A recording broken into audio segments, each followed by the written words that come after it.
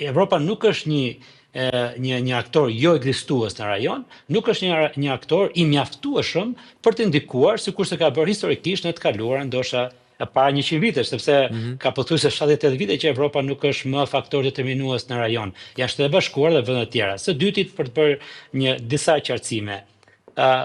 Rusia nuk është fuqi, okay? Mos i frim kosit sepse u dogjim nga supa. Rusia është një vend me fuqi të mesme, e cila mund të bëj një luftë ndoshta me Ukrainën dhe me zdor po e bën atë luftë aty.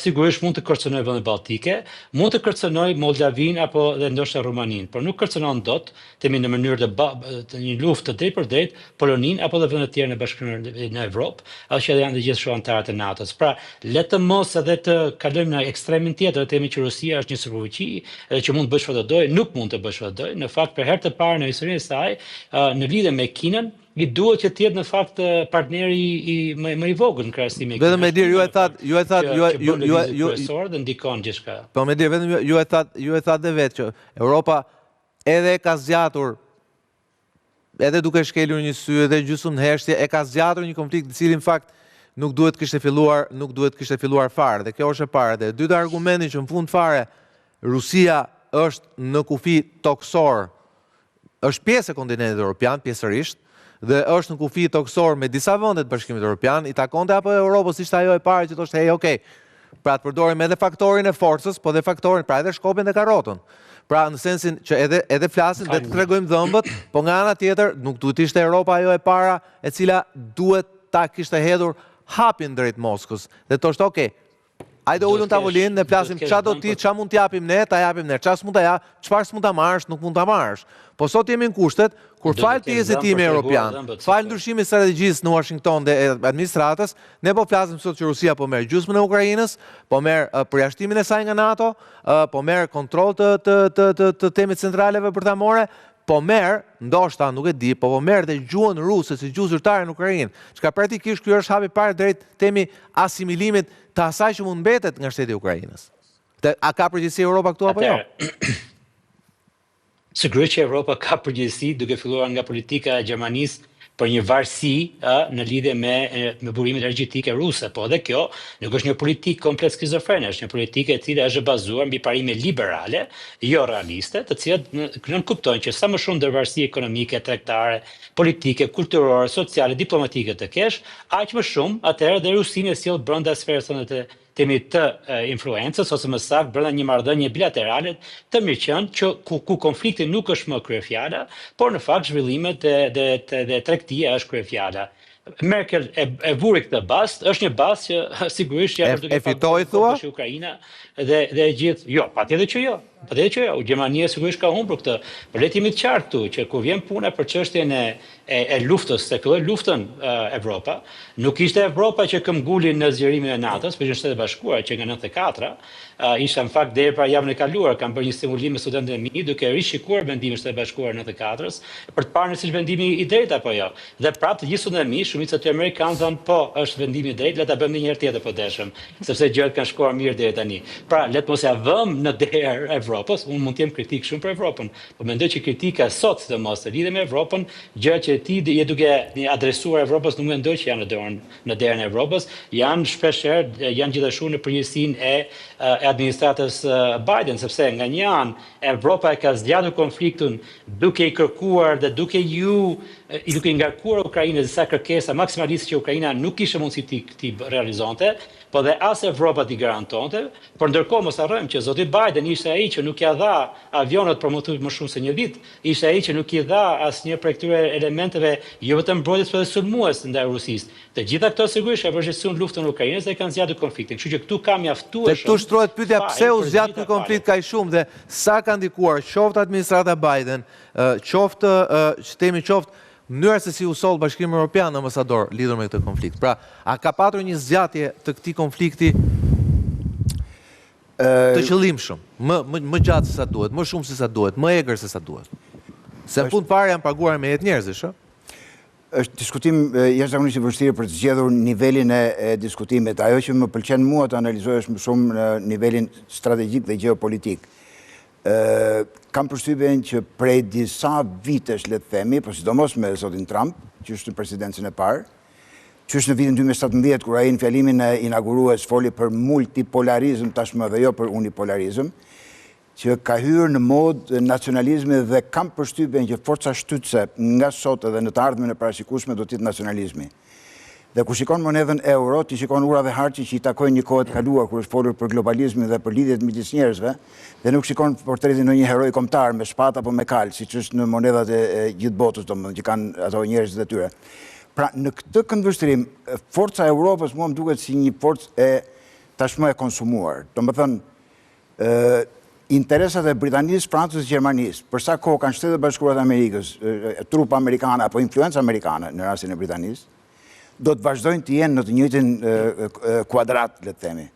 Po në momentin që amerikanët detyrohen për 1 milion arsye për të vendosjen e fuqisë në drejtim të Azisë, të lëvizin trupat e tyre, apo të paksojnë influencën e tyre, apo të paksojnë presionin e tyre ndaj Europianët nuk do dinë si të merren vesh me njëri tjetrin dhe jo më të përbëjnë një forcë unike të konsoliduar për të marrë me problemet të gjeopolitikës. Vetëm 2 fjali do them edhe mbarova. Të tërheq jashtëzakonisht vëmendjen pika 4 dhe 5 e planit për 28 pikash. Në pikën 4 thuhet që Shtetet Bashkuara të Amerikës do të ndërmjetësojnë dialogun NATO-Rusi. Pra, Shtetet Bashkuara të Amerikës nuk janë më NATO, po do të ndërmjetësojnë dialogun. Pra janë Pika 15 thotë që një grup pune amerikano-rus, të më shkojmë mundja ke sovjetikët. Po, praktikisht aty po shkon. Aty po shkon. Një grup pune amerikano-rus do mbikëqyri gjithë problemet e sigurisë dhe po problemet e dalin te social imperializmi sovjetik. E problemeve të arkitekturës sigurisë europiane.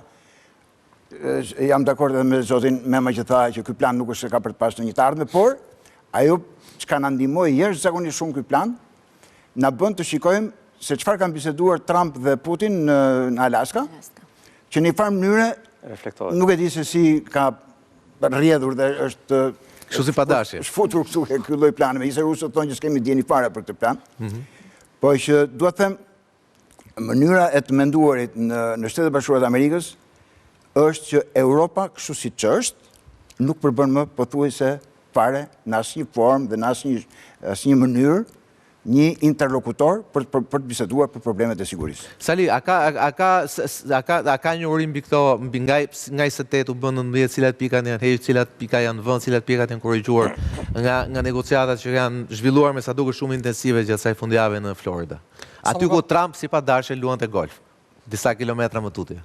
Sapo ka pasur një deklaratë në fakt nga një konferencë e përbashkët për shtyp e Zelenskijt me Macron, ku Macron thotë se nesër në Moskë nuk do të ketë një plan, po në fakt mediat ndërkombëtare thonë se do të ketë një plan dhe këtu tregohet edhe një herë tjetër sa naive është Europa. Nga ana tjetër Friedrich Merz priti ditën e sotme Donald Tusk dhe tha se Gjermania nuk do të lejojë ndryshimin me forcë të kufijve, për të ndalur pikërisht këtu e për të kaluar te 4 pikat që pritet të kenë ndryshuar sipas kërkesave të Europës, por gjasat janë shumë të vogla. Pra, në kryesoren e saj nga 28 pika në 19 pika që është tashmë edhe plani i dakordsuar ditën e dieshme në Florida, kërkesat e Europës ishin 4. E para nuk mund të vendoset me kushtetut mos antarësimi i Ukrainës në NATO, sepse vendet antarët NATO-s nuk kanë dakordsi për diçka të tillë, kështu që kjo nuk ndodh de facto dhe për këtë arsye Rusia nuk do duhet të shqetësohet. E dyta dhe më e rëndësishmja, nuk mund të ketë zhvendosje apo marrje territorësh të cilat nuk janë pushtuar ende, pra të gjitha negociatat duhet të vijojnë nga vija e frontit dhe nga vija aktuale. Pika e tretë është që të mos ketë amnisti për krimet e luftës dhe nuk e di se Europa mund të mendojë se Vladimir Putin do të pranojë një pakt paqe apo një marrëveshje paqe, ku në fakt pastaj do të gjykojë dhe do t'i thojë si shkove ti në Ukrainë dhe si e bëre ti këtë dhe tani do të kërkojmë drejtësi për gjithçka që ndodhi, që në parim legitimisht është dakord, por jo në terren dhe jo me situatën aktuale. Dhe pika tjetër e cila është tetë e ndjeshme bëhet fjalë për parat me cilat do duhet të rindërtohet Ukraina. Europa thot me që Shtetet e Bashkuara shohin këtë si biznes, le të marrim asetet e ngrira ruse dhe le të ndërtojmë Ukrainën, diçka cilën qartësisht Vladimir Putin nuk do ta pranonte. Megjithatë, pikërisht për këtë po Glevi, po pikërisht për këtë, le të ndjekim fakt një material i cili flet het dritë mbi atë çka duket që është propozimi amerikan, thuajse i panegociueshëm për Ukrainën, për Bashkimin Evropian, por dhe pak për Rusinë. Po në fakt një plan i cili sigurisht më shumë se diçka tjetër bën të vuaj Ukrainën, por të bën të poshtërohet shumë edhe Brukselit. Ndjekim materialin.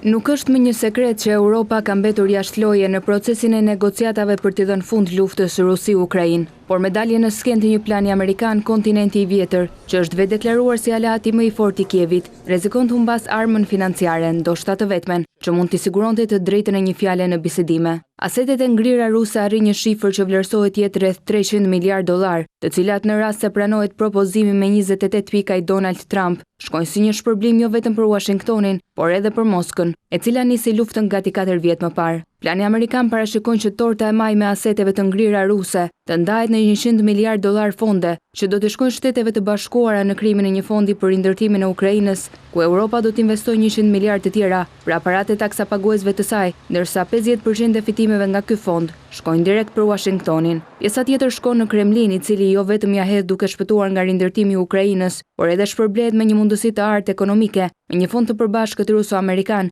që shkon për investim në fusha të caktuara. Rezultati, Washingtoni fiton, Moska fiton, ndërsa Bashkimi Evropian humbet asin e vetëm nën mëngë, që nxjerr përfundimisht në rolin e një spektatori në procesin e negocimit. Unioni 27 antarësh që ka dërguar Ukrainës pothuajse 197 miliard dollar, që kur Rusia filloi luftën gati 4 vjet më parë. Tashmë mes një udhkryqi, bloku nuk ka konsensus se si mund të ofrojë më shumë ndihmë për Kievin, por ka pasur thuajse një unanimitet për sekuestrimin e aseteve ruse për të përmbushur nevojat ushtarake të Ukrainës për gjatë vitit të ardhshëm. Europianët tentuan të bënin lëvizjet e tyre në bisedimet e Gjenevës dhe në një kundër propozim të planit me 28 pika, hoqën një skem të tillë, por plani i ri duket se është injoruar si nga Moska, ashtu edhe nga Washingtoni. Brukseli është përpjekur të ngrejë zërin dhe lëvizja që Komisioni Evropian mendon është një kredi për Ukrainën, e cila do të shlyhet vetëm nëse Moska i siguron Kievit dëm shpërblime lufte. Por bilancet për Unionin nuk përputhen. $100 miliarda për Ukrainën, por akoma edhe më shumë për të blerë gazin rus që financon makinerinë ushtarake të Moskës. Ministri i jashtme suediz deklaroi javën e kaluar se Europa ka importuar më shumë nga Rusia gjatë luftës sesa ka shpenzuar për të mbështetur Ukrainën. Një shqyrtim i shifrave sugjeron se ajo ka të drejtë. Sipas Maria Malmer Stenegard, vendet europiane kanë mbështetur Ukrainën me $197 miliard dhe gjatë së njëjtës periudhë kanë importuar naftë dhe gaz rus në një shumë prej 201 miliard eurosh. Nëse shtohen edhe importet e tjera, atëherë totali është 311 miliard euro. Në tetor Këshilli Evropian tha se gazi rus përbën ende 13% të importeve të Unionit në vitin 2025, një rënje nga 18% një viti më parë, por ende e konsiderueshme. Pra në këto moment Europa jo vetëm që nuk ka kartat financiare për të pasur një zë të fuqishëm në çdo marrëveshje paqeje, por tashmë nuk ka as kartat morale. Donald Trump i kishte bërë vazhdimisht thirrje vendeve europiane të ndalonin blerjen e naftës ruse dhe që kur ka ardhur në pushtet, e ka minimizuar rolin e aleatëve të tij përtej oqeanit. Humbësi i madh veç Evropës, Ukraina, e cila gjendet përballë dy rrugësh, fundi të cilave të çon në një humner. Pranimi i planit amerikan do të thotë humbja e një pjese të mirë të territorit që do të njihet zyrtarisht si tokë ruse, ose nëse refuzon, humbja e mbështetjes amerikane pa të cilën, në një kohë kur Europa nuk ja mbulon dot shpatullat, duket se do të vazhdojë një luftë që e ka të humbur.